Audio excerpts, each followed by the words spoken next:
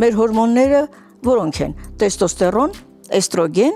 ինչպես արդեն ասացինք, լյուտեինիզացնող հորմոն, ֆոլիկուլիզացնող, պրոլակտին եւ մի շատ կարևոր հորմոն, որի մասին կուզենայի համենայն դեպս երկու խոսք ասեմ, դա օքսիտոցինն է։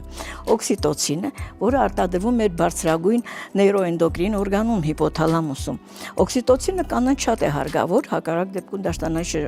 դաշտանից հետո եւ այլն մենք կարող ենք ունենալ արյունահոսություններ, քանի որ նա կրճատում է մկանաթելերը, բայց օքսիտոցինը շատ հետաքրքիր հորմոն է, շագերտների մեջ նա անվանում է սիրո հորմոն, մերձեցման հորմոն, գրկախառնության հորմոն։ Ինչու այդքան այսպես ասած անվանումներ այդ հորմոնին, որովհետև օքսիտոցինն է,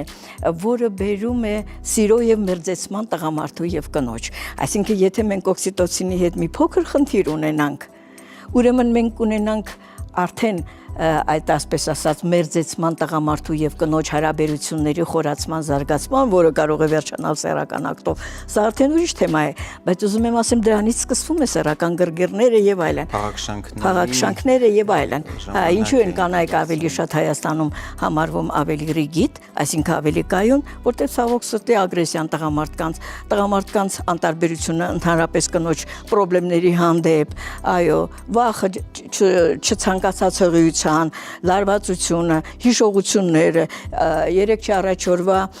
ամուսնու հետ ունեցած վեճեր անդրադառնում են կնոջ սեռական ցանկության վրա եւ դրանք ընկճվում են։ Իսկ հետո ման են գալիս թե ինչ եղավ։ Ինչու է կինը անտարբեր։ Ինչու է կինը մերժում տղամարդուն։ Ոնց չմերժի, երբ որ արդեն այդ ցանկությունը չկա, ցանկությունն ով վերածեց հենց նույն տղամարդը, ով պետք է ստեղծեր այդ ցանկությունը, չէ։